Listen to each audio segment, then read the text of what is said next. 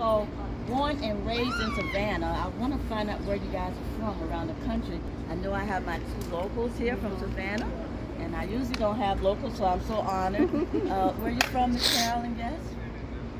Long Island, New New York. Long Yeah. Island, Welcome, okay. welcome. And where you from, Sarah? We're basically from Brooklyn, but I'm from California. Brooklyn. Oh, yeah. Oh, okay. Well, I think we do have some good representation across the southeast part of the country anyway. Well, I'm Gullah Geechee. Have you guys heard of Gullah Geechee people? I'm from Brooklyn, but I'm from California. Okay. Yeah. You're visiting? Yeah, we live in Brooklyn. Wow. My aunt live in Brooklyn, 85. She live in Brooklyn, Flatbush area. Oh, yeah? Yeah. Beautiful. Yeah. Well, have you guys heard from the New York area, the Gullah Geechee community?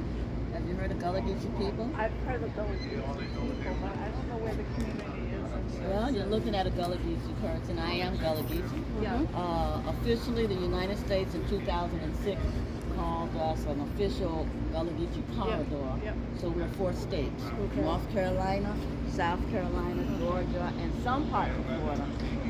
Jacksonville, and then it skips down to St. Augustine, Florida. Okay. So, because I'm Gullah Geechee, I want to tell you that being born and raised here, no one taught me anything about slavery in Savannah. So I've been gone for 30 years. I've returned now, I think about 12 years or so, not far down the road in Atlanta. And I work for one of the best social justice firms in the nation. I work for the American Civil Liberties Union. Some of the most brilliant attorneys. I was their paralegal and researcher. And what I know for sure is Savannah has redacted the story of slavery. So this tour, I forewarn you, is not an ordinary tour. It has turned into an advocacy tour. In the next 45 days, we're getting ready to change history in Savannah. So I want to let you know in advance. So hopefully we'll make the national news. There are 22 squares around here, and all of them are named in honor of men. And so on April the 27th, the City Council will vote to change the name of one of the squares. Calhoun Square, John C. Calhoun, John C. is Calhoun. going to be changed, hopefully, to Susie King Taylor Square. Oh, Good. And wonderful. Susie King Taylor is Yeah. an African-American Union nurse during the Civil War. You were beaten. You were almost killed if you learned how to read and write. And Susie King Taylor took chances, and as people went into these planters' houses to clean their houses, she would go in there with buckets, and they thought that was cleaning supplies, but it was books. And as the adults were in there doing their thing, she took the children and taught them how to read. After the war, she taught the Union soldiers and just became a teacher downtown. She's been acknowledged all over the nation, so it's about time we recognize her That's born right, and raised nationally. here. So hopefully we'll have the first female square ever. I pray. Awesome. So John Lewis and Andrew Young, Ambassador Andrew Young, and the widow of Dr. Martin Luther King, and all of those folks in the 80s I had the honor of working with.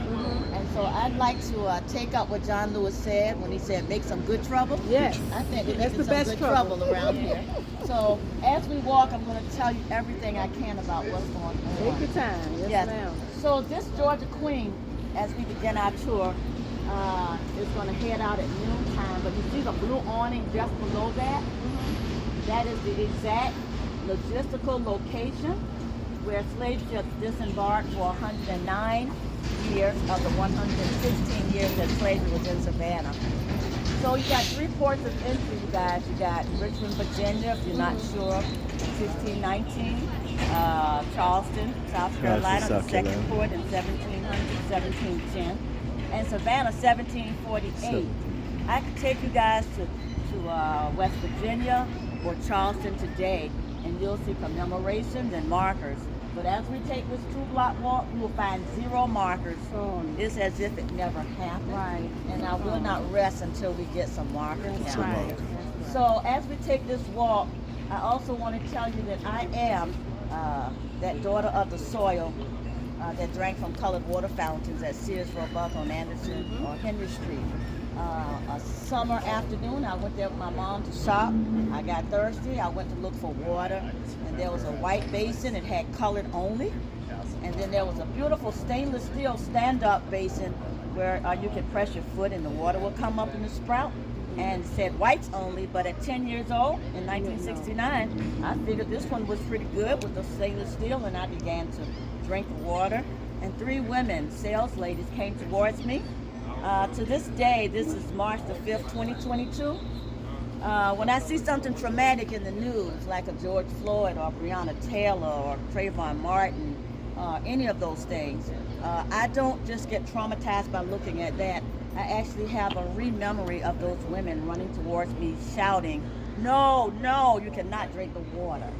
And so fast forward now, 30 years of social justice, I am going to call myself an expert in constitutional law. You should. And I think that I'm ready to make some good trouble around here by putting the story back in. We're not putting the story back in, you guys, for pointing or, blame. We know history is what it is. 4 things we're going to do. 3 of those things prior to that was done by the Civil Rights era. And that is agitate, educate, and organize. If you can agitate somebody about the problem and you educate them, you can organize them around it. The next 4 things I want to put in the bucket is what I'm going to do for the rest of my day. I'm going to do truth telling, reconciliation, healing, and repair. And they can't do a thing about it. So let's take this walk, and I'm going to tell you everything. Let's make it very informal so that you guys can get the information in. And once we leave this area, the gnats kind of ease up. They just like this water. I can't let you leave here without giving you the backstory on this. This is not a monument on slavery. This is a monument on freedom. What am I saying? I'm saying that Dr. Abigail Jordan, she was a Savannah State University humanities professor, talking about the West Coast. Dr. Jordan was 3 of Dr. Maxine Waters, the congresswoman from California. 3, not 1, not 2, but 3. When Dr. Jordan entered the room, she changed the temperature of the room. Y'all know anybody like that? Yeah. If you do, That's you me. can help them so they can leave.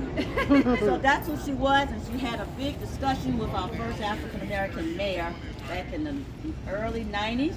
And she said, we don't have anything on this whole river that depicts freedom. And we were at that time 54% of the population, the African-American community. Wow. Now we're 61%. Anyway, they gave her this land and that land over there and told her, you got to raise your own money. And Dr. Abigail Jordan, without the internet, raised $475,000 for this monument. That is remarkable. And so when she passed away in 2019, she didn't want anything with her name on it. We thought we should put her name here. So that's it. And then this is Dr. Maya Angelou. We got some SCAD students. We love SCAD. And they're going to help the young students in our preservation department in the high school, teach them how to clean this properly.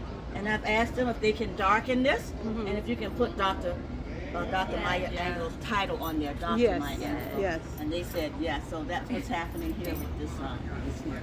So no marker from the city, but right here we're going to walk over and start our tour. That's a federal marker, and then we'll go up the river. And like I said, jump in with any questions. You can take pictures. You're welcome to record. Let me just tell you, I'll give you some Gullah Geechee words along the way. And the first one I'll give you right now is we are the ones that know they're going on around there, and we are the ones who are going to tell this story. So what does that mean? That means you got to tell your own story.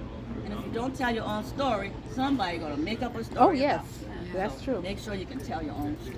This is the story of the journey from slavery to freedom of downtown urban slaves that were here for 116 years. Wow. Disembarking right there. 3 ships a month for 116 years. Do the math. Wow, that's, oh gosh. Ashe.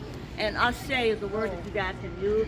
At any time it gets difficult, just kind of ashe. It really helps you to breathe a little better.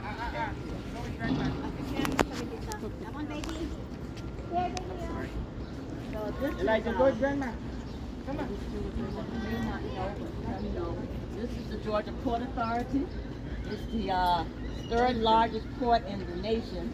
New York first, of course, Miami, and then Savannah. Did you guys see any of the large ships go down the river this morning yet? Well, let me just say that the ships that are coming through, if you can imagine, It's going to be 3 times larger than that. Wow. Why? Because this is a $25 billion project they're doing, and they're getting ready to deep in the harbor from 42 to 47 feet, so the super containers can come in from the Suez Canal. So you're looking at a big project here. This is the marker that the Georgia DOT and the Federal Highway Administration gave. I want you to know that slavery began in Savannah 1748, but the backstory is in 1731. General Edward Oglethorpe went to King George II and said, you know, I figured out this British royalty. You're either very wealthy or very poor.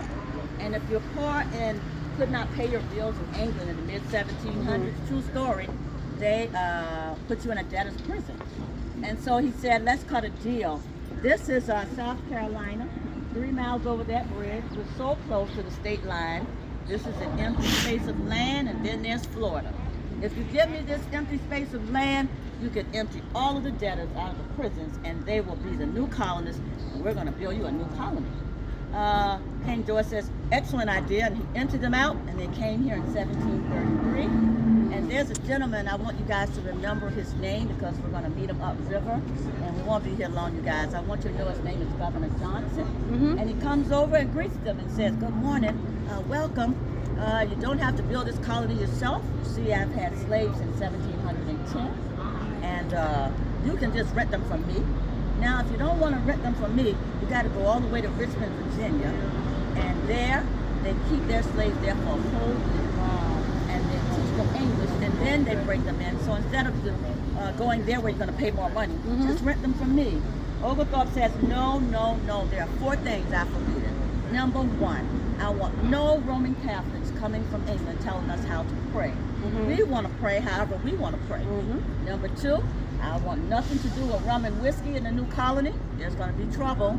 Number 3, I want nothing to do with fraternities. If you have some dissent, you got to go back to England and handle it. And number 4, this shall be a slave-free state. On a personal note, I don't think it would have worked. Why? Because South Carolina is a slave state, Florida is a slave state, and you put a free state in the center? In the city. I don't Confusion. think so. He tried. Anyway, Yeah. Governor Johnson kept coming back, renting them out and telling them they were royalty. And by 1748, you guys, nothing had been built.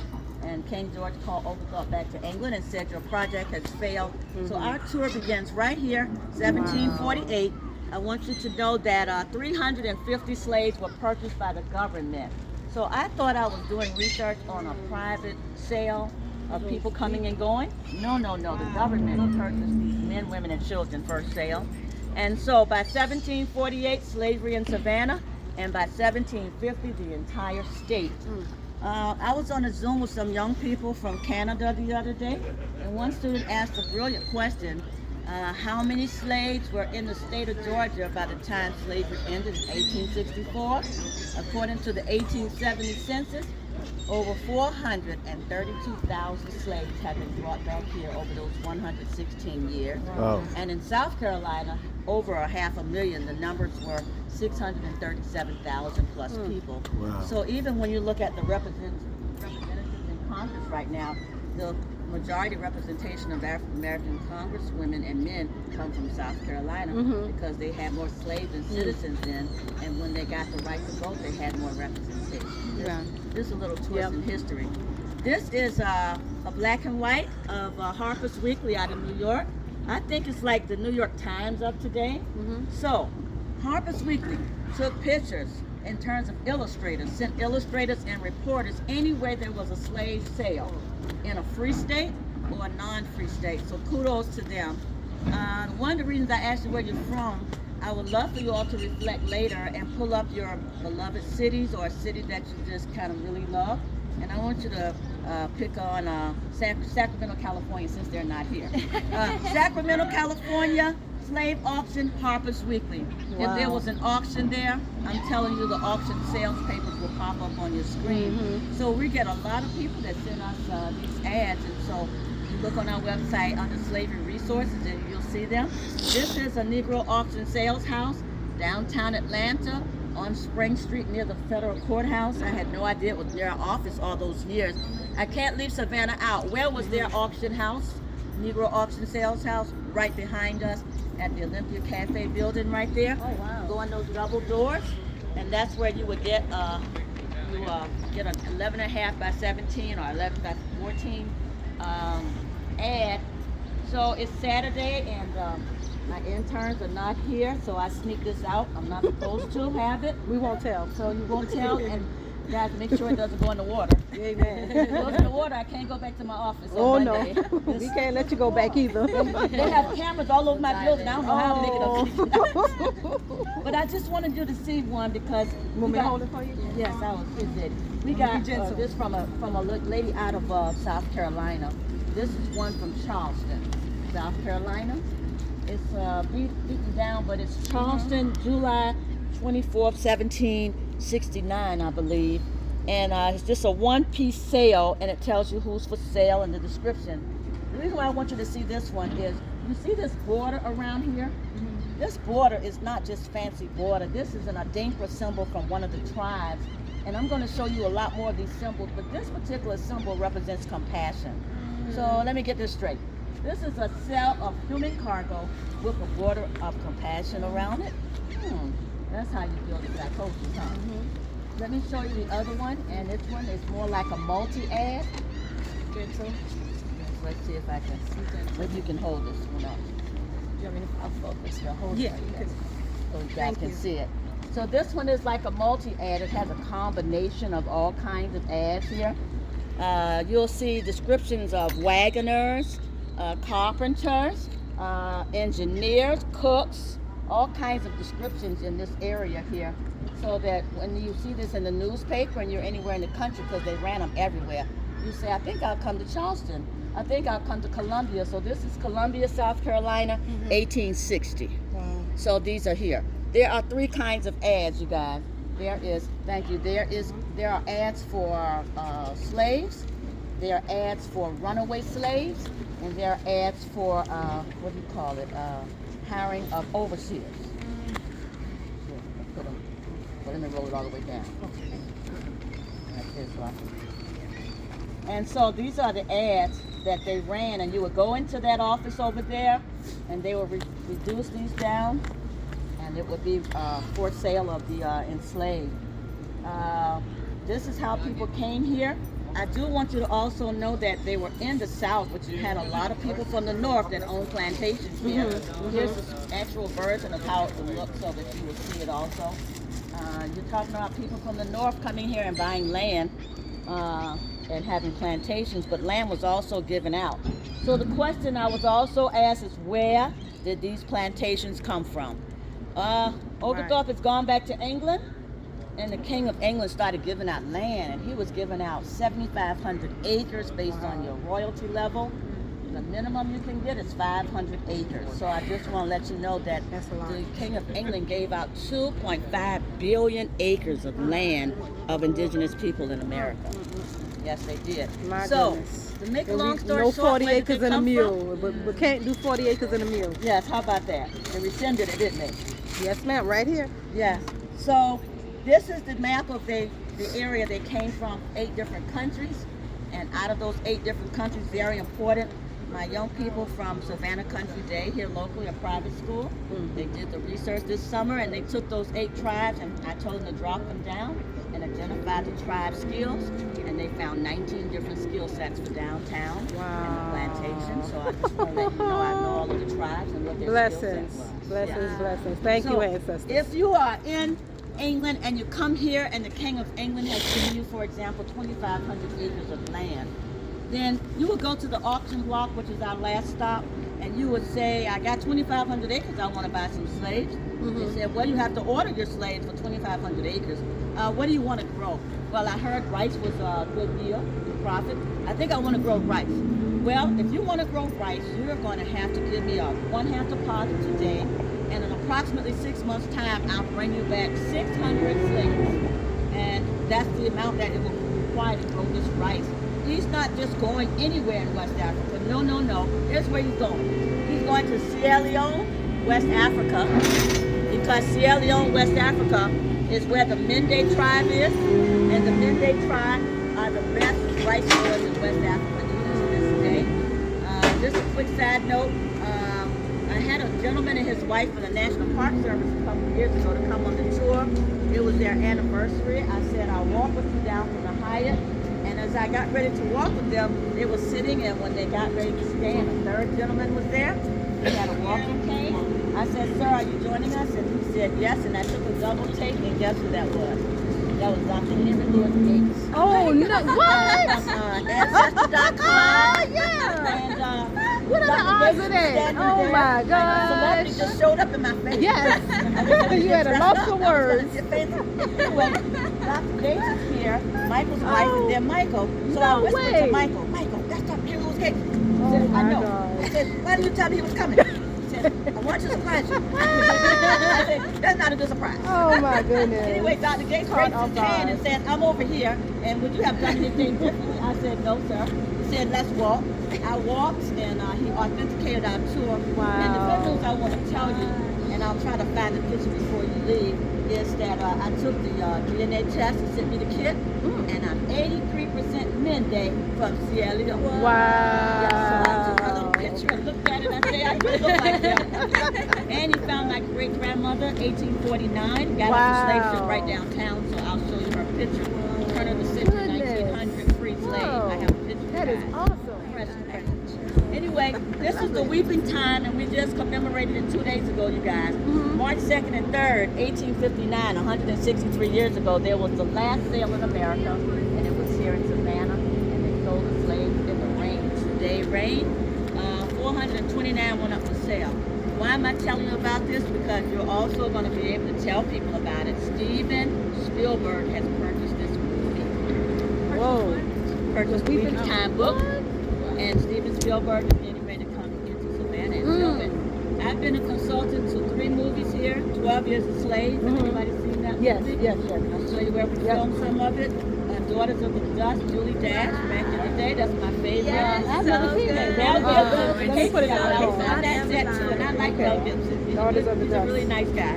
So I just want to let you know, Ann Bailey is one of my closest friends. I call her up. Ann, are you negotiating with Steven Spielberg? She said, how did you know? I said, there's this guy that came on my tour. He says his name is Gary Ginsberg. And when I Googled him, it said Gary Ginsberg, CEO of Time Warner. So are you negotiating? Yes. So anyway, they finally got this deal going, and he'll be here this fall. Oh, and I am one of the consultants that's going to be on Congratulations. Oh my goodness. I You can hardly deserve wait. it. They said Steven Spielberg is not going to be here all the time. I said, I'm camping out. Yeah. I'll see him You one ain't time. missing that One opportunity. time, just to say thank Yes, you, ma'am. for coming and doing this film. I got a call from the Washington Post, and they said to me, can we quote you? I said, what did I say? They said, you told Gary Ginsberg that if Steven Spielberg purchases this movie, it'll be the African-American version of Schindler's List. I said, I sure did. Yeah, it should be. And so they quoted me, and now my daughters, they're millennials in their late 20s, college grads, stuff, they know everything. Mom, you got to be careful what you say on your tour because now they're quoting you. I said, child, I'm 63, I'll be 64 this month, and I don't have to be careful about you. That's right. You done been careful enough. Right, But anyway, I'm so happy about this. I'll talk about who owns these ships. You're going to be surprised. This guy here, Alona Akiana, is in all the books. And this is the most important document, guys, before we walk. This is a slave manifest. Okay. It's like a modernized version of an Excel spreadsheet, and it is a projection of how the sale will go for the slaves. And that's the most important document in our whole tour. So, we no longer have the West African name. Here's her name. Sarah, 2 children. She has a breeding number of 7. And they'll put your tribe here. And if they know your tribe, they'll put your job description. And Sarah sold in 1821. This is an official document from the city. She sold for $1,500 US. Wow. Let's go to the last one, and we'll walk from this net area. There's a guy here named Chance, and Chance is 22. Remember, they're just guessing. And Chance is going to be a blacksmith. This is very important. The blacksmiths are the most expensive of all the skill sets. If you are a planter and you own a blacksmith, you'll have him live on the plantation, do all the work there, but he will contract them out of the city for like shoe horseshoeing wagon repair. So Chance is selling for $3,500. I just want to let you know. Let me pause before this ferry goes. Hey, Taylor, Yeah, I saw that. ferry. Greg, so that's my girl. Anyway, let's do the math. Chance is going for $3,500, and Chance has a breeding number too. I say to the archivist, that's impossible. They can't have silver. She says, Sister Pat, whoever buys that blacksmith is going to get a skilled blacksmith, and there's forced breeding in the state of Georgia. And so his breeding number, forced breeding number, is 10/10, which means he's going to breed with 10 women on whichever plantation he purchases him for a period of 10 years. So let's do the math before we walk up the river. How many people, if you're at the slave auction, you guys, are you buying when you buy Sarah? Remember, she's got herself and 2 children, and a breeding number is 7, so you're talking about 10 people. So if I'm at the auction block and I want to buy Sarah, that's going to be 10 people, 150 per person. If I buy 5 Sarahs, the next 20 years I'll have 50 slaves. I'm going to become a millionaire. So I just want to let you know, we can't do the numbers on chance. 10 women for 10 years, really. That's astronomical. The average slave woman, though, has about 8 children, 2 sets each that are sold away from her. And the breeding age begins at age 11 off of those ships. Oh my gosh, And, 11? Up until about 34 years old. Have you guys heard this saying, you're up the creek Yeah. without a paddle, they say?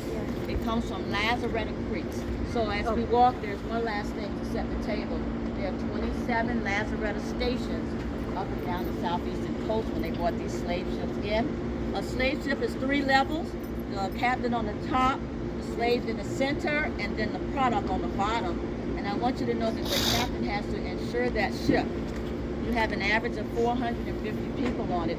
You cannot, absolutely cannot bring a slave ship right here or a ship from Europe with immigrants. You have to take it to a Lazaretta station because that's a quarantine station. So 2 things. You're going to get them under quarantine for disease, and you're also inventorying and creating this for the sale. And so I just want to let you know that this is a process before you are sold. You go from West Africa to the Caribbean basin and are dropped off for sugar cane. Then you come to America to the Lazaretta stop for a month, and then you come here. Now, if you are a royalist and you got land from a deed, they are not delivering the slaves downtown. They're delivering them to the sea island where they have their land. Why is that important? Because the slaves that you bring downtown are for the urban, and you got to pay taxes. If you take them that way, you don't have to pay taxes, and guess what else? You can't clock how many people were enslaved because there's no Wow, I tell you. They knew something. Well, it was something else, isn't it? It was strategic. It was strategic. Yeah. Now- So let's go up the river, you guys, and get out of the nets, and it's a little bit cooler up the river. There's a Miss Gunn, there's a misnomer that urban means black. Can you explain a little bit about urban, the term It's urban? a downtown area of any metropolitan city, and it has to do with the city, not the school town in terms of demographics for the census. Right, Yeah, it's not having to do with race at all. right. But most time you hear people say urban, they think it means black, but it's, Yeah. like you said, it's restorative part of the cities. Yeah, and I've heard that a lot too, and I've seen images like urban. Yeah, People of color. yeah. You guys watch the stuff on these tracks. They used to have a trolley that goes here. I wish they would bring it back. These beautiful tracks, you know. I don't know why they stopped. Good morning. So I want us to intentionally walk on this side because these are not what you think they are. These are not cobblestones. Nope, these are not cobblestones. Wow. These are ballast stones. Ballast They come stones. out of the slave ships. What? You're walking on the authentic ones. Oh my And goodness. right there, you see where that big hole is? Let me just tell you, they're stealing these, y'all. No, See Miss Gunn. the hole right there, Yeah. or the fill-ins? They are stealing them. So who's stealing them? They're called art hustlers, they told me. And the art hustlers are stealing them because there are 3 national art collector companies that are slave art collector companies. And what they're doing is they're selling them to the art collectors. That's what they're doing. You said ballast stones? Ballast stones. Okay, I'm gonna look that up. Ballestones. Yeah. The reason why they're stealing them is because they're up for sale in the art world. Oh, Okay. they worth a So- lot of money. Yes, they're worth a lot of money. I want you to know that the Ballast Stones here are the Ballast Stones I thought that came out of West Africa. Mhm. Now I find out from one of our SCAD professors who had dinner with us, he brought the maps. These come from Liverpool. I said, tell me more.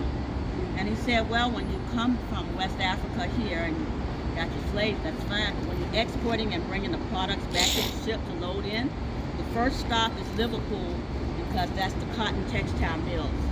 And therefore, they've got to get that Georgia sea island cotton, which was the most expensive and most valuable in the world, to the cotton textile mill fast. And so that's why they have that here. So when they sail back with the products, they don't need these Ballast Stones. These Ballast Stones are only needed for human cargo. That's all they're needed for. I'm trying to see if I can find a good photo for you. My tablet Who would have ever thought? operated My correctly goodness. this morning.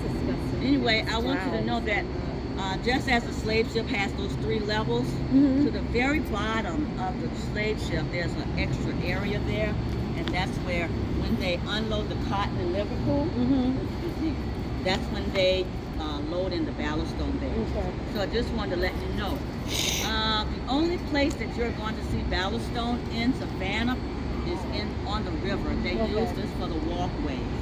The only other place, and they'll have a fit if I don't share this with you, is First African Baptist Church. You are on a task system in Savannah if you're a slave. What does that mean?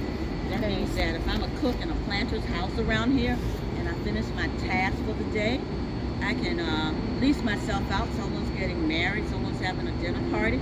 I can lease myself out and prepare their food for them like a caterer, and I can charge you for it. And I have to give my master 50% of the profit, but I can keep the other. And what I can do is save that money to buy my freedom. So if Sarah was sold for $1,500 US, she can save. And sometimes you'll see a blacksmith guy in the records that is purchasing his freedom. $3,500 a lot of money back then, and sometimes it would take him 10 years to save. I have gone to this city hall, that's the archivist room on that two windows to the left, and I've seen him purchase his freedom 10 years after he was purchased. And another 5 years, you'll see him come back and purchase 5 or 6 people. So I had a University of Virginia professor, PhD in history, to come to say, slaves that were free began to own slaves. I said, no sir, not in Georgia, only in Virginia and North Carolina, because they were able to buy land, you were allowed to. The other states in the South, you weren't allowed to. So if you see a slave get his freedom and then 5, 6 years later go back and purchase some other people, you need to flip the page over, and more than likely you're going to see what they call a manumission release, meaning I free you. So if you see that, that means he's buying his family, Right. not his wife and children. Right. And so I see that all the time there. So I told the PhD to go do his homework before he comes to Savannah. That's right. You did right, Miss Pat. I have You got to clear them up now. You did right. Good. You did right. Anyway, First African had these in their church. They used them for the basement, and they built a 4-foot crawl space with this. And this is what they used to crawl from their church under Bay Street, under this hotel, into that river, because there's a General David Hunter that's down at Fort Pulaski preparing for the Civil War in 1849. He said in 10 years there's going to be a war, and any slave in Savannah that can get to the fort, I'm going to free them. So he freed the slaves long before the Civil War and got in a lot of trouble with President Lincoln and others. But the slaves were so ingenuous, the free slaves, they would tell the women, they had these aprons with 3 sections in them, and they would go down at night. They built their church at night 3 years in a row. And the women were charged to come down those steps, go to the edge, get these ballast stones, put them in here, and go up and down the river all night to give these men these ballast stones. And then they had to come back up the river and hold the lights, so gas lights, so they could see to build. And they built that crawl space. And so I want you to know that the National Park Service in 2026 is coming to Savannah to connect us to the National. And they're getting ready to do a 24 by 24 walking tunnel under First African, under the Hyatt, to that river. I think I'm going to stick around. Please do. We need you. We need you. I'll be hiring some young people by then. Oh, that's fine. Yep. Got to do what you got to do. They took a lot of stones out.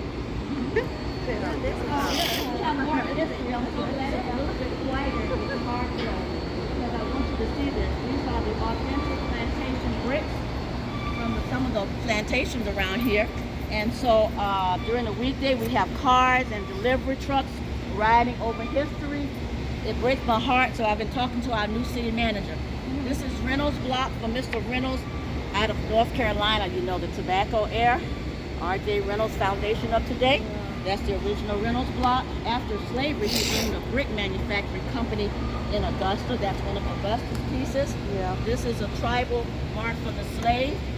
Here, my New Yorkers, here's the Catskill. We had 3 families from the Catskill area of New York to own plantations here.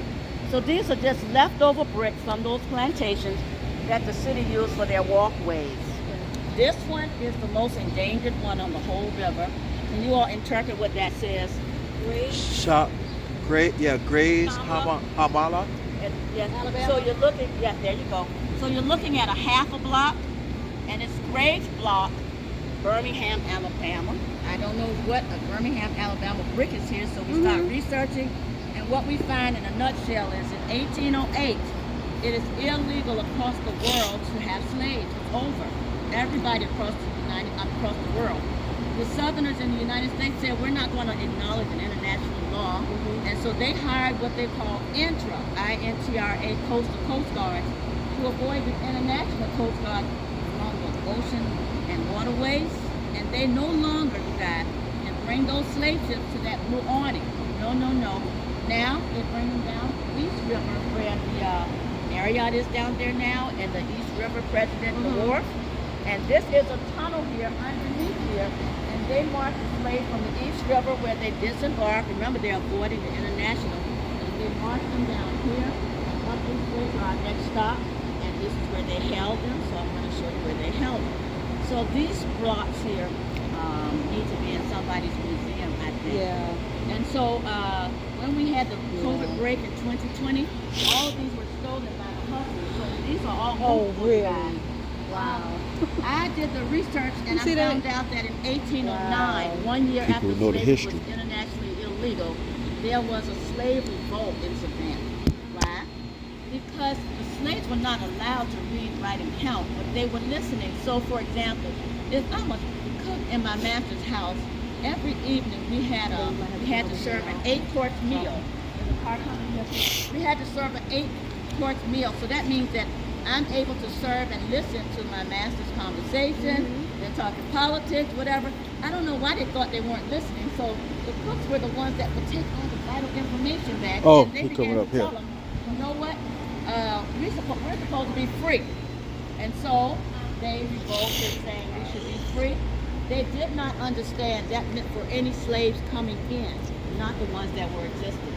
And so the other thing they talked about was we have to have a sacred marker for our burial. What are they talking about? So, if you're a slave in the city, urban slave, from 1748 when we came here up until 1851, you died. There's no cemetery for slaves. If you die, they dig a hole in the planter's backyard, and they wrap your body in what they call cheesecloth, no casket or anything, and they drop you in the dirt, and they take a shovel and just fill it out flat, and the rest of the slaves there can't even find you after that because it's just like smoothed out. Yeah. They revolted. We have to have a marker. The city of Savannah, along with 17 other cities, went to Birmingham because they heard they were making these blocks for slave burials, and they bought a whole warehouse of them. And when a slave was lost, a planter would come to this city hall, it's the smallest end, and they would purchase a block like this for 10 cents a block. Fast forward, I found a website where the company is still in existence in Birmingham. I did a phone number and I called a young man. He was very respectful. I said, are you the same company maybe 2 or 3 generations ago? He said, yes, ma'am. I said, well, I want to buy some of these because I'm in Savannah and there's a camera here and they're stealing them right under the counter. He said, we don't make any more. We make reproductions. They're $39.95. Amazon can deliver it to your door. I said, no, I want the real thing. Authentic. Do you know any real ones? No. And he hesitated and gave me 2 websites that are private. And I opened them up and the chatter came toward me. I never chatted in my life. And I uploaded a picture of it. And one guy said, I'll sell you 3 of these today for $1,500. I said, $1,500 for these 3 bricks? Yes. I said, well, what about one? How much would be one? You know, how much would you charge? He said, today, $4.25. Like the stock thing guy, you know, you got to get it now. So now I'm enlightened that these are valuable. So we are being taken advantage of. People are stealing the Ballast Stones, stealing these. So all of these have been replaced by the city. Someone steals them, then they'll come here, you guys, and they'll just drop some more in the ground. So this one is so easy. For example, someone. Yeah, I can tell they risen, they up some. Yeah. But this is a slave travel mark here. This is travel marks. I'll show you some more upriver. And so they'll just take them. And then some of them on the side, you'll see graves blocked. I get calls from people that are in the Airbnb. Excuse me, thank you. And they'll say, Sister Pat, we just pulled into the driveway in the back lane, and there's a whole sidewalk with these. And I'll say to them, give me the address, and you take pictures. And more than likely, there are graves of slaves in those areas. So here's some good news. I can't keep giving the bad news. This is my city manager. That's my mayor. The city manager's been here about 4.5 months now, and I got a chance to be on the stage with him on something they were doing at the festival at the park, and I made friends with him, and I invited him on the tour, and he came on the tour, and I showed him this, and I said, this is a disgrace, we should do better preservation. What do you want to do? I said, we should take these and donate them to a museum or gallery. Anyway, he said, that's what we want to do. I want you to know this is a full one here. It says Birmingham, Alabama. This is the original one that the city has. I told him, I said, I ran into one of your staffers last year, and he was filling this in and brushing it off. And I asked him where he got it from, and he told me there was a whole warehouse of these. And so he also told me you guys have approximately 1,600 of them left. And so I need those donated. And he said, that's what we're going to do. Well, I didn't take that, you know. I contacted my friends in West Virginia that are friends with Dr. Monty Bunch from the Smithsonian African American Museum, and we had a Zoom. And I want you to know Mr. Bunch says he'll take all of the collection to the African American Museum, and he'll put it in the small museum collection. And if there's any small galleries around the nation that want to have it to like travel, then you can petition to have it there. So kind of pushing the city manager down the road a little bit. Like, let's get going, you know. I said, I'm so glad you came, and I'm so glad we could find these, because I got to confess to you, back in the 80s and 90s, I did a lot of guerrilla warfare kind of thing. I didn't want to have to find this place myself with my friends, so I'm glad legally. Anyway, we're going to move out their way and come on up the street. It's a lot of rental blocks. The cars are coming, but now we can come on this side. I want to show you something amazing. This building was built in 1786, and this is the cotton factory building. You'll get a chance when we go over here to see it better. Have you guys ever heard of tabby? Tabby is crushed oyster shells mixed with lime, water, and sand. So that is tabby, you guys. Oh wow. That is tabby. Tabby is normally not found in the city. It's usually found in the on the plantation. On the plantations. So to see it in the city is very unique. Why am I sharing this with you? I'm sharing this with you because this was done by a particular tribe called the Ashanti. The Ashanti, you guys, are the production of all of the construction, brick masonry, carpentry, engineering, sheetrock, whatever construction. Any building downtown Savannah that's over 150 years old was built by the Ashanti downtown. So I just want to let you know that this is tabby here. Tabby, the crushed oyster shells used with lime, water, and sand. That's their style, but what they also knew, because they were ingenious in how they did production. Anytime you put lime with another substance and it hits the sun, it hardens immediately. And it constantly hardens before the sun hits it. So you're looking at the stucco on that building from the 70s. The original building interior or exterior is red brick like this. And you're looking at the tabby that's holding up the whole river. Okay. All of this is holding up all the shops on the river. Wow. Y'all see it? Yeah. You're also looking at the original ironwork from that date. And so this 1786 building built by the Ashanti, and there class there are holding all the shops.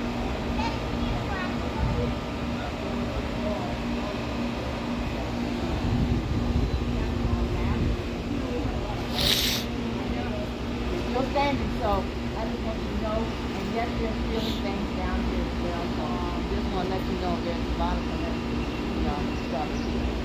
we're going to talk about a Greenwood symbol, and I'm going to show you the chart. So while we're painting right here center, you see this bridge with the ironworks on it?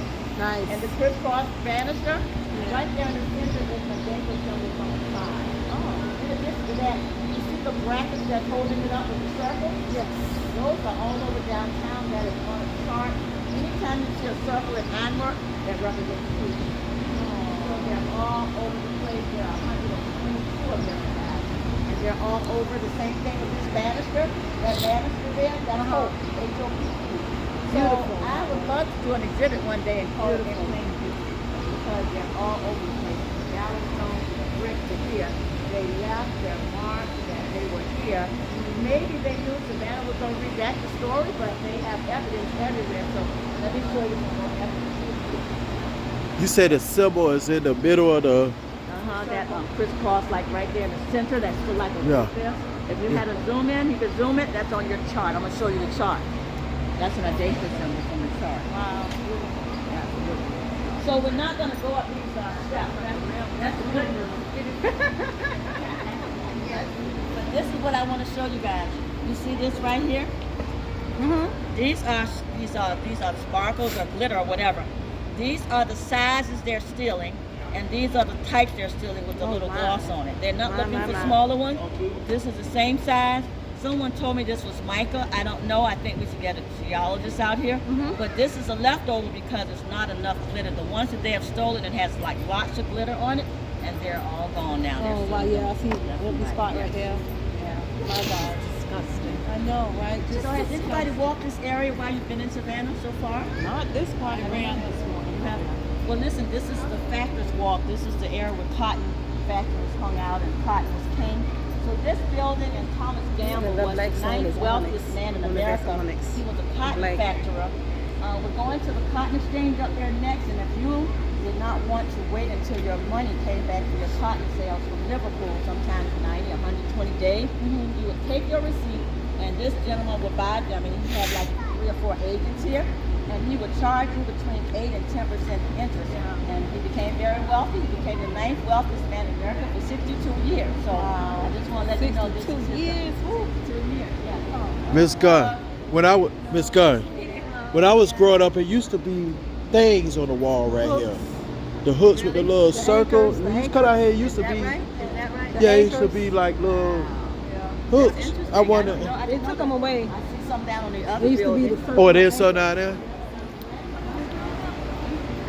Yeah, Oh, he said it when we was kids. It used to be like the ankle. yeah, they used to see little hooks, little round hooks. I guess they chain people. Come. Oh, it's some. Okay. This is called Gunn storage. Named after an architect, Charles Preston. Bless his heart, they told a tale on him, guys. Let me just cut through the chase. These markers are in every last one of these, and they say that this is the reason this is here so they can overlook the bluff. They said it was also used as a retaining wall to push water back. Some Girl Scouts from Seattle, Washington was with me, and she said that's not true, Sister Pat. I asked her why, and she said because there's a window right there, and you can't have water pushed back in the window. So I wanted to hire all of them, but they're only in the 9th grade. I said, brilliant. And then they said that the window back there is an air vent, so that's like cross circulation of air. Future engineer. Anyway, let me just tell you what this is. This is a slave holding den, regardless of what the city says. Why? I've been to 4 countries in West Africa. I've been to Ghana. I love Ghana. It's very friendly and safe. I've been to Gorée Island and Gambia. I've been to Benin, and I've been to Senegal. And I've also been to Abidjan. Abidjan looks like New York City, I'm telling you. Anyway, the French really did a good job. Anyway, my husband passed away now, but he was from Trinidad and Tobago, and he was an international artist. And I would go with him to Trinidad. He had commissioned. He did for Prime Minister. And then he would go to West Africa, and I would say to him, I'll go with you if you make sure one of those days, one trip, you get me a driver, and I want to go pay homage, and I want to see a slave dungeon, a castle, or something. And I've seen 4 different ones, guys. I've even seen a sugarcane plantation in the Caribbean Basin, and they told me that slavery in the Caribbean Basin was 10 times more atrocious than here. Then here, And I said, I can't even comprehend that. Anyway, here's what I want you to know. This is what they said it was. I'll show you some pictures. My tablet doesn't want to do right. But these are pictures of the actual dungeons below here. So this is like, the entranceway is always that oval shape like here. And the captain and his crew. And you go here and the slaves are below. The ocean is behind us. That's in Ghana, right? Yes, that's Ghana. The same thing here. Here's another picture of it. See if I can enlarge it. There. You still have the oval shape here. Let me show you another one though. This one is what I want to show you. Now, does this not look like this? Yeah, it's the same. I say if it looks like a duck, it walks like a duck, this is walks like a duck. Quack like a duck, yes. That's in Ghana under the. I heard that they worship up top and Yes, came that's down. exactly right. They have a church on the top, and then the staff, and then underneath is the dungeon. So you're in here sometimes 7 to 10 months, depending on the weather, waiting for the ship to pick you up, and then you come here. Now, if you're in here on the American side, I've looked at the captain's log. There are 3 ships per month. We got 7 to 10 days in here, and then you go from here 1 block away to our last stop. 7 to 10 days. Yes. People need the window from here and this one over here because there's a door there. Slave And dungeons. so the city says you don't have to have enough evidence to acknowledge it. So it was not what it was used for. I said, well, I think my 25 of those 30 years in Atlanta working with criminal lawyers and folks on death row. This is a my dungeon. job was to find the This is a information. dungeon. I think I can find the evidence for you, so I found the evidence and then they shared with you guys. Yes. A gentleman and his family, they stood right where you guys are, and they looked at that wall over there and started wailing. I asked him, what's the matter, sir? And he said, you have my tribal marks on your wall. I said, well, show me. Let's see, I may have to put my flashlight. Let me show you what he showed me. He showed me this one. You all see that? He showed me this one. He showed me this one. 1, 2, 3. He showed me these 3. Wow. And he said they were from his tribe, and his tribe was the Igbo tribe from Nigeria.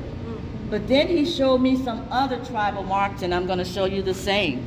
So this is one pattern. He showed me 4 more. And I'm always taking a breath when I show you because they're stealing it so fast. So here's the second one he showed me. This one, right here. This style. That is intentional, you guys. And let me just say this, last week somebody's taken this one, so it's so fresh, you can see the Yeah, I stuff can here. see it, yeah. It's starting to It's chip right away out. with it. That's the second one. Here's the third one, he showed me this one. And whoever's doing it, they're putting this white substance on it. I don't know whether it's to trace it or whatever, but this will be here and then it'll be gone after this. That's the third one. Here's the fourth one. You see this one everywhere. That's intentional, like teeth marks or something. That is not an accident. That is intentional. That's the fourth one. And the fifth one is this one. It looks like, oh, that's just a little accident. There are intentional marks that look exactly Especially like that that, one, that all one. around the baseline, all the way around this place. Wow. I started becoming Detective Patt because I didn't understand. I thought they were doing these tribal etchings while they were in here waiting for the ships for the auction. But then I was confused because they're all over the ceiling. So I don't think that can happen. Oh, I see it. Yes, so I brought in 2 guys from the union, the Masons union, and as soon as they hit that door, they looked at this wall and they said, Sister Pat, this is called twice baked. Twice I baked. said, my dad was a brickmason, tell me more. He said, you have the iron structures that they make themselves, the Ashantes, and they pour the clay into it, they put it into these extreme hot ovens, and halfway through the baking process of this brick, you have to pull it out, and make sure it doesn't have air breakages in it, and you have to let that brick kind of cool down and it's still soft enough, and that's when they made these marks. When you pack a wagon with these, you put these to the bottom of the wagon for the delivery, and then the top of the wagon are the names that we just walked over, like the Reynolds and Catskill, because those are the delivery locations. And so nobody's going to check under there for that. So I had a call from the president of Benin, West Africa, you guys, in 2019. The first lady, his wife, is coming to America. It's the 400th anniversary of the end of slavery, and she's already gone to Richmond and also Charleston, and she wants to come here. She had a 35 delegation, and I told them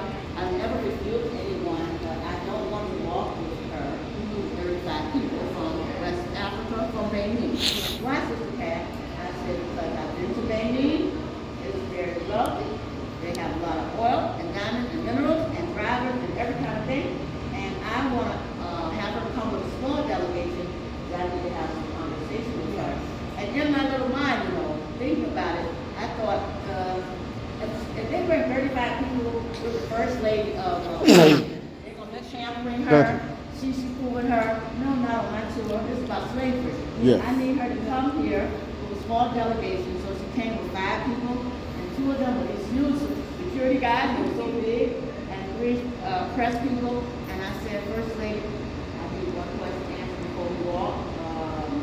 Can you tell me how 65% of all the slaves that came to Savannah came from your one country? How did y'all do that? And then what happened? She said, let me explain. We held people in prison that were from other territories, and they were there for a period of 2 years on their sentence. Their families could come and buy their sentence out. If not, they have to serve the duration. And those are the people that my government sold to the European enslavers. However, after they ran out of those people, they came to us. So they sold us into slavery too.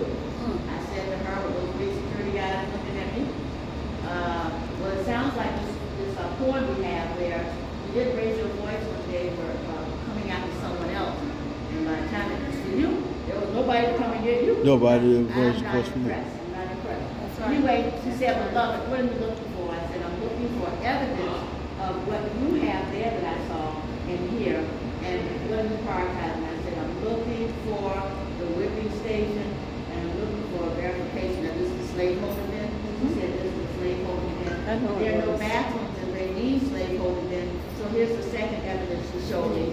It's these trucks, you guys. If you're in the South and you've ever been on a farm, they have these hog trucks. This was a dipped situation when we first started in 2017. By 2018, I guess we told so many people about this bathroom in here. They paved over it, you guys. They paved over it, and they paved over the drain. So this was like an open, kind of like dip, and then these were like iron rolls, you know, like brick rolls here, and then like that, just like I saw in West Africa, meaning that you would relieve yourself here, and then it would go to the drain. Every last one of these has that. And the last thing I remember the tour guide telling us when we were there was, there's always lime on the ceiling and lime on the side walls in the slave holding den or something, because before electricity, they would place the lime intentionally because lime illuminates at night so you can count the slave. I come back to my hometown, there's lime on the ceiling and there's lime on the side walls. And so this evidence on top of evidence is what I want to tell you. It's all over the place. So I think this is what's happening. Now, I want you to know they are stealing these as well, as you can see. They used to come in, guys, with, what do you call it, a box cutter? It's like slashing these blades. They would come in and they would take them and carve them out like this. Matter of fact, they don't do this anymore because they come in here so much they can get caught. And so now here's what they're doing. They're just taking the front plate and running. Yep. Everywhere, front plate, running, front plate. I don't know why they took this one that I showed you and just kind of took that little bit there. Unless they're going to come extra, but it's so fresh and nice. Front plate and run. And now if you look above the ceiling, they're starting with the ceiling over here. They're starting to take them out as well. How they get up there without they bringing ladders? At night, there's a light that comes on automatically at 7 o'clock at night. And so, yes, no one's in here looking at the city can't put cameras. The city can't put camera. Oh, no, they take this thing out. That's what they should steal. Yes, that's take that out. It's a good point, yeah. They need B-E-N-I-N. Okay, yeah. And it's a very wealthy country. The first lady of Benin is doing a repair project with me, and for the past 3 years, she's doing the local Charleston some money for just like repair and city kids. So, you know, I think that's a good thing. It's in West Africa. Benin. Yeah, and my chart said 83% CLEO and 11% baby in terms of my DNA. So that's even more evidence that they came for those reasons. Because I'm surely from Savannah. Never, you know, all of the people that came off the ship in my family, they are in the same area. So the DNA here is real strong. A lot of Benin people and a lot of people from Sierra Leone. The Preservation Society Can someone from the Historical Preservation Society come and put cameras in here so that it won't be? Nobody has put any value in this at all. I'm so ashamed to tell you, we're the only person that's doing any type of talk about this. I've had discussions with other tour guides. Well, because they want the history erased. Nothing. So what we're getting ready to do is I already applied to application with UNESCO for the national site. They have what they call sites of consciousness. There are 3 in America. I would like this to be the 4th one. And we have 7 African countries that are delegations that we're lobbying, and I think we're going to get it. And so here's the methodology that I'm going to use. Sometimes you have to backdoor places like Savannah. So if I say I live on Tybee Island, and my little town of Tybee Island is doing equal resolutions for justice on racism, they did a federal Juneteenth before Biden did one. Sometimes little towns can outshine the large ones.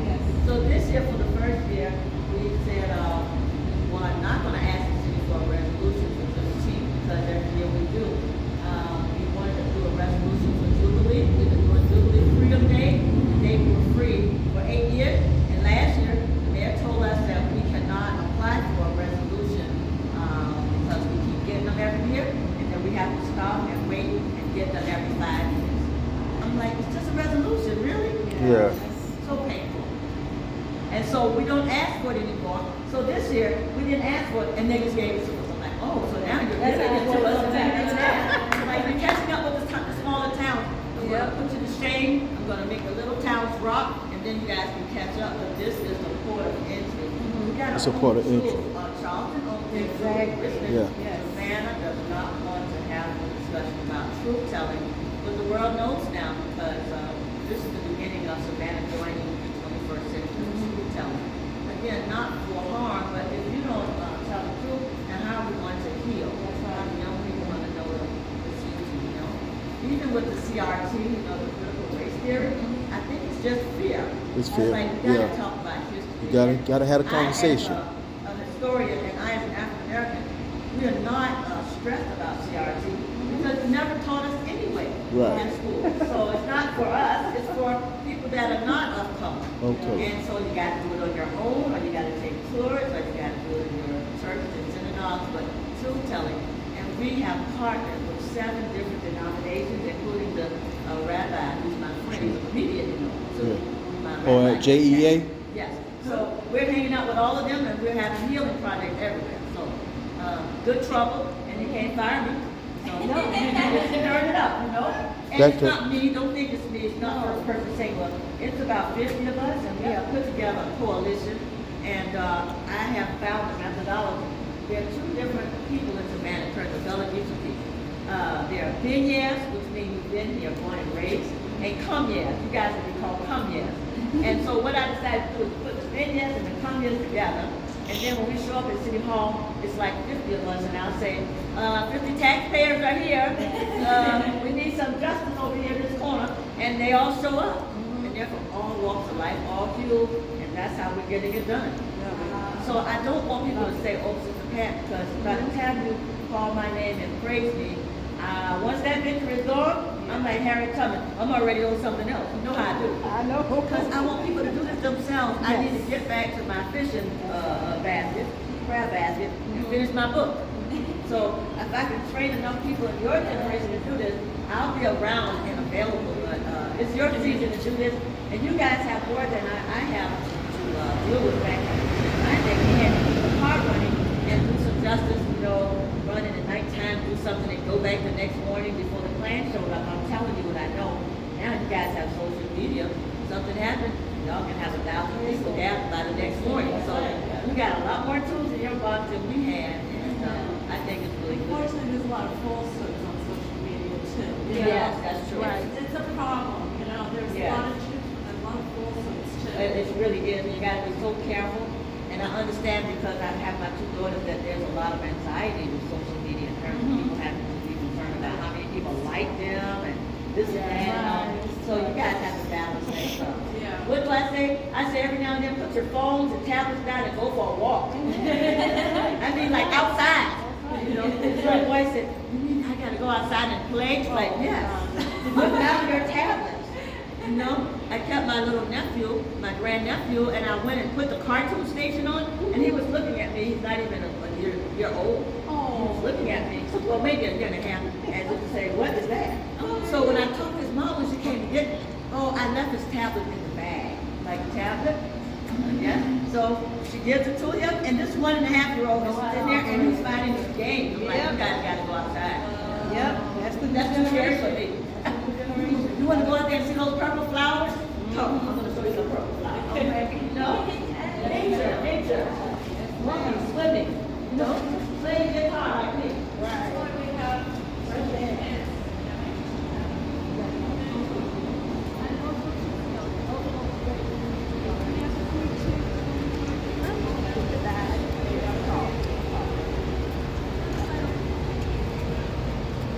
My daughters, I play a trick on them. When they come home, I say, I'm not going to cook anything for the Christmas dinner.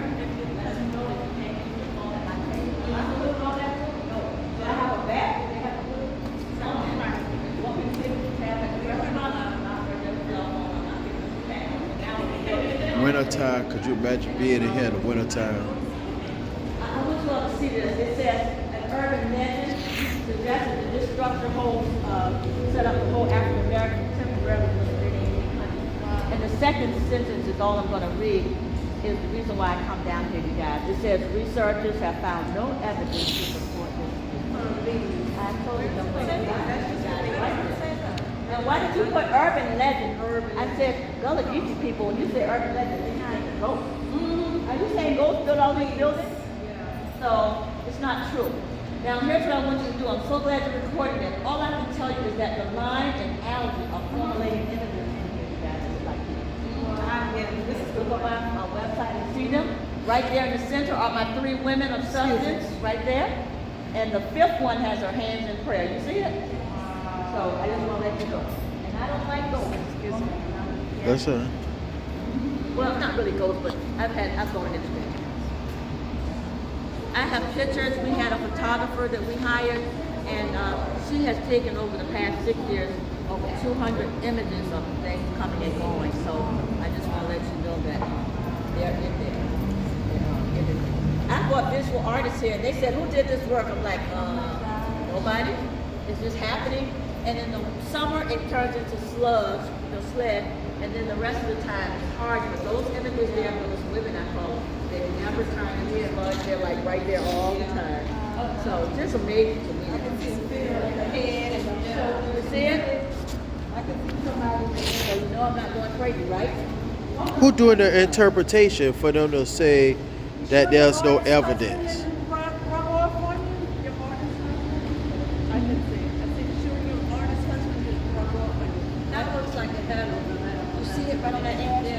I just caught it too. Look right there. I picked that picture right there. Which one? On the edge right That's there? what happens in here. You'll find and capture an image. One day I came in here and there were like men. It felt like broad-shouldered men there, standing shoulder to shoulder. We came back. They disappeared.